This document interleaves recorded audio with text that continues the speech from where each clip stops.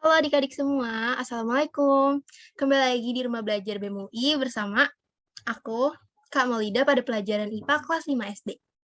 Pada kesempatan kali ini, kakak akan menemani adik-adik untuk belajar mengenai sistem pernafasan. Ngomong-ngomong sistem pernafasan itu apa sih? Oke, bernafas itu mungkin menjadi hal yang paling sering ya di hidup kita. Karena kita melakukan segala aktivitas itu dengan bernafas. Kakak berbicara dengan bernafas, adik-adik menulis, membaca, mendengarkan, itu pun juga dengan bernafas. Di kehidupan sehari-hari, ada sebuah elemen yang tidak dapat kita lihat, namun bisa kita rasakan dan selalu kita butuhkan. Nah, itu adalah udara. Udara itu tidak hanya diperlukan oleh manusia aja loh adik-adik, tapi ternyata oleh seluruh makhluk hidup, seperti tumbuhan, hewan, untuk melaksanakan berbagai proses gitu di dalam diri untuk menunjang kehidupan kita semua. Oke, kakak lanjut ya.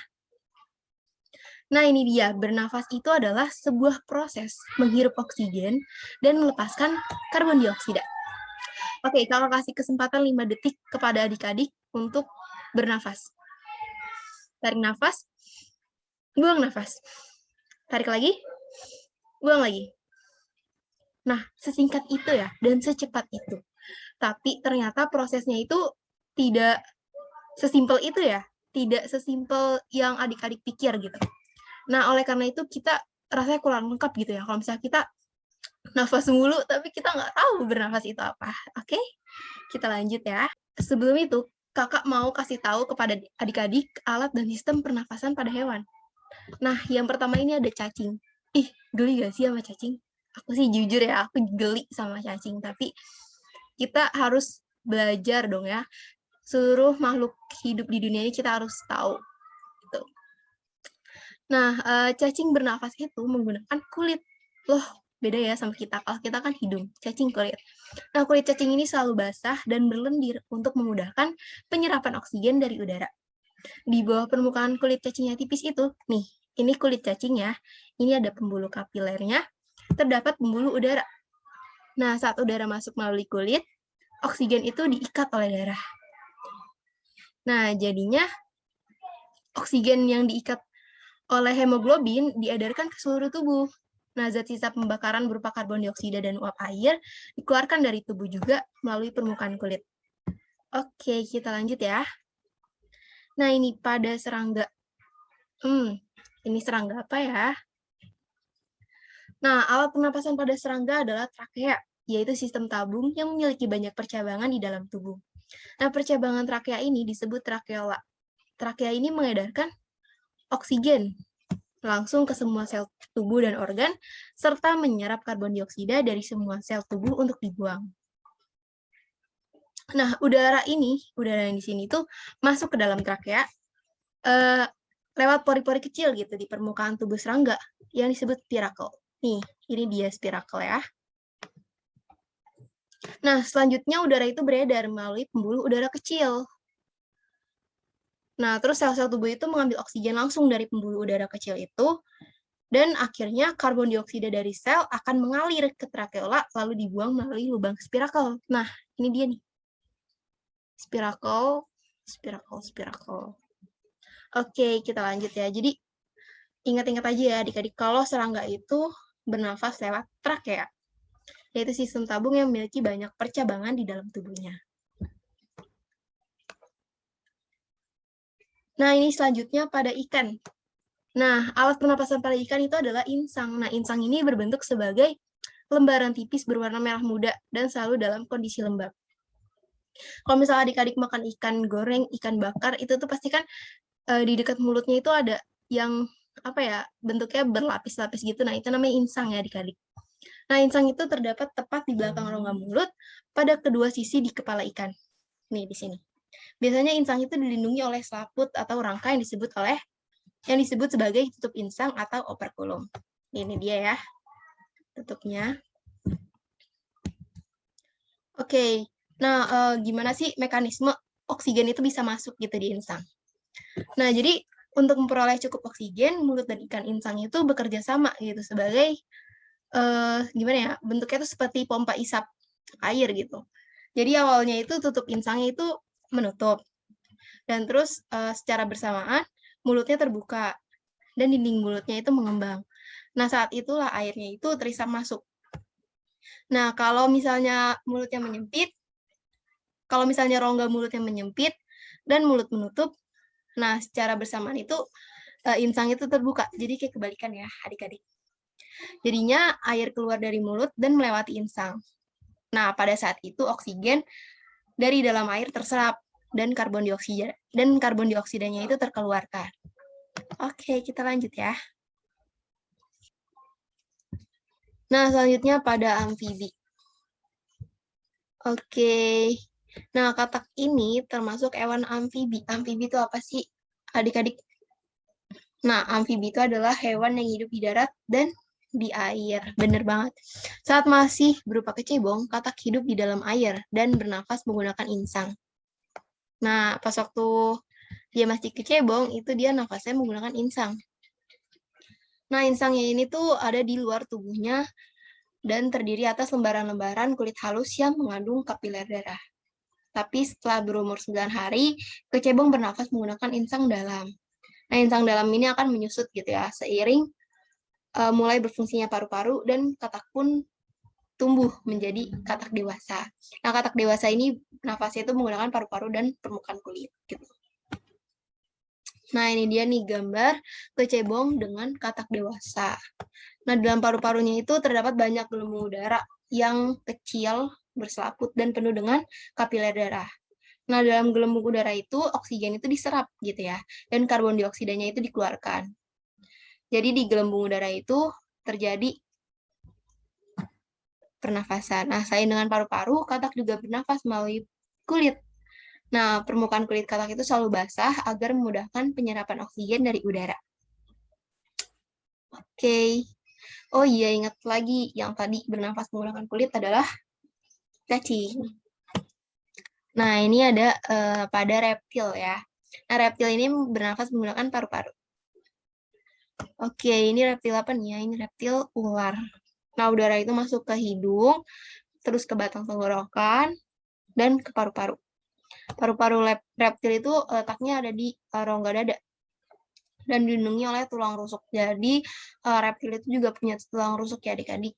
Nah, paru-paru reptil ini sederhana gitu dengan beberapa lipatan-lipatan dinding yang dapat memperbesar permukaan paru-paru. Namun paru-paru kadal dan buaya lebih kompleks gitu dengan beberapa belahan dan bertekstur seperti spons. Jadi kalau misalnya adik-adik lihat ya, boleh banget searching atau browsing. Kalau misalnya paru-paru kadal atau buaya itu seperti apa. Nah, itu ada banyak belahan-belahan gitu dan teksturnya itu kayak spons gitu. Boleh banget di search ya. Nah, ini yang keenam ada aves. Nah, aves itu apa sih? Aves itu ya burung ya. Aves itu adalah apa? Burung. Nah, burung itu bernafas dengan sepasang paru-paru. Nah, paru-parunya ini ada di dalam rongga dadanya. Nah, udara yang mengandung oksigen itu masuk ya melalui lubang hidung pada pangkal paru sebelah atas. Ini di sini. Nah, terus udara masuk ke pembuluh udara yang disebut trakea. Nah, dari trakea, udara itu sebagian masuk ke paru-paru dan sebagian lagi masuk ke kantong udara.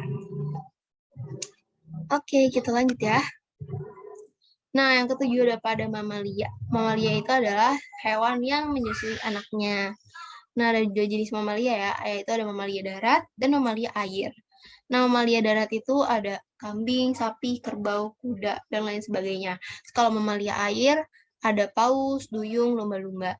Nah, pernapasan mamalia darat itu terdiri atas hidung, pangkal tenggorok, batang tenggorok, dan paru-paru.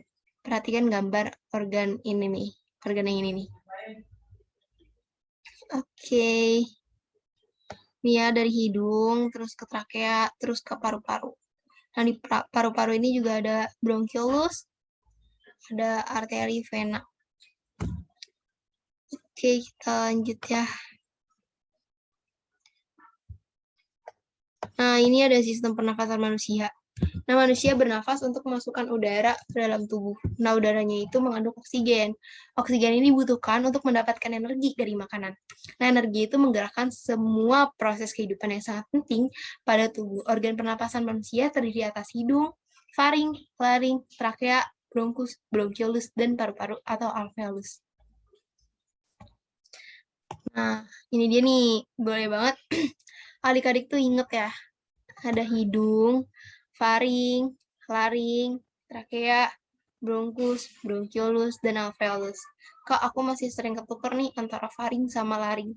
Kalau aku sih ya dulu, pas ngafalin faring sama laring itu yang mana duluan, aku ingat-ingat aja kalau huruf F itu lebih dulu daripada huruf L. Nah, jadi, apa namanya, kalau misalnya ngafalin, itu tuh aku kadang suka ngeliat dari urutan abjad dan lain sebagainya. Nah, ini juga kalau bronkus, bronkiolus. Bronkus itu hurufnya lebih pendek daripada bronkiolus. Jumlah hurufnya itu lebih pendek daripada bronkiolus. Sehingga aku tuh kalau ngafalin itu bronkus dulu baru bronkiolus. Nah, jadi langsung aja nih hidung, faring, laring, trakea, bronkus, bronkiolus, dan alveolus. Lanjut. Nah, ini dia nih organ-organnya. Ini hidungnya. Nah, ini faring nih. Faring, ini laring. Nah, ini trakea. Di sini ada bronkus, cabang, paru-paru. Nah, di paru-paru ini tuh ada alveolus. Nanti bentuknya seperti anggur kecil. Nah, ini dia nih, ada paru-paru kanan. Nah, ini ada otot dinding bronkusnya. Ya, dan ini ruang udaranya. Terus di sini ada bronkiolus. Cabangan. Ada pembuluh darah, ya seperti biasa. Terus, nah ini baru alveolus. Nah, ini dia nih mekanisme pernafasan gitu ya. Kalau misalnya menghirup, itu diafragma itu berkontraksi menjadi lebih datar dan paru-paru membesar. Dan otot-otot tulang rusuknya itu mengangkat tulang rusuk. Jadi dada itu menjadi lebih besar ya. Sedangkan kalau misalnya membuang nafas, itu diafragmanya itu relaksasi. Otot tulang rusuknya itu mengendur dan paru-parunya itu mengkerut. Ingatin aja kalau misalnya menghirup itu berkontraksi diafragmanya, sedangkan kalau membuang nafas itu diafragmanya relaksasi. Nah, ini dia yang menyebabkan gangguan pernafasan. Ada berbagai faktor ya. Yang pertama itu ada faktor fisik, yaitu adanya kelainan pada organ pernafasan yang menyebabkan gangguan pernafasan. Misalnya pada bayi terlahir dini ya, kayak prematur. Nah, itu organ pernafasannya itu belum sempurna, jadinya perlu banget alat bantu pernafasan. Terus yang kedua ada faktor penyakit juga yang biasa turunan ya. Ada influenza, asma, bronkitis, emfisema, dan kanker paru-paru. Nah, biasanya kalau yang turunan itu adalah asma ya. Nah, terus yang ketiga ada faktor lingkungan. Yaitu lingkungan yang kotor, asap kendaraan, asap pabrik, asap rokok gitu ya. Jadi udaranya tercemar dan udaranya udah nggak sehat gitu untuk paru-paru kita. Oke, lanjut. Nah, ini ada penyakit pada sistem pernafasan, yaitu ada emfisema. Nah, kalau emfisema itu paru-parunya itu mengalami pembekakan ya, karena pembuluh darahnya itu kemasukan udara. Nah, kalau misalnya asma ini kelainan penyumbatan saluran pernafasan yang disebabkan oleh alergi debu, bulu, atau perubahan cuaca. Nah, ada lagi nih kanker paru-paru. Nah, ini merupakan salah satu penyakit yang paling berbahaya. Iya, cukup berbahaya ya. Jadi sel-sel kanker ini tuh terus tumbuh gitu, tidak terkendali. Dan penyakit ini tuh bisa menyerang ke seluruh tubuh kita. Jadi bisa dibilang berbahaya. Nah, ini ada tuberkulosis atau TBC dan disebabkan oleh bakteri Mycobacterium tuberculosis. Nah, itu menimbulkan bintil-bintil pada dinding alveolus. Jika dibiarkan akan menyebabkan sel paru-paru mati. Akibatnya paru-paru itu akan menguncup. Dan yang selanjutnya ada bronkitis, yaitu gangguan pada cabang batang tenggorokan akibat infeksi yang dapat menyebabkan sesak nafas. Terus yang terakhir ada influenza yang disebabkan oleh virus influenza. Nah, gimana sih cara mengatasi ya? Mungkin bisa diatasi, bisa dihindari, atau bisa diobati, yaitu dengan memelihara kesehatan organ-organ pernafasan, dengan istirahat yang cukup, dengan memakai masker juga, terus dengan menghirup udara segar. Nah, itu termasuk pemelihara kesehatan organ-organ pernafasan. Nah, terus menghindari zat-zat yang dapat merusak organ pernafasan. Contohnya seperti rokok ya. Rokok itu cukup berbahaya untuk organ pernafasan. Bahkan rokok itu tidak hanya berbahaya untuk organ pernafasan aja, tapi rokok itu pengaruh besarnya itu ada di organ pernafasan.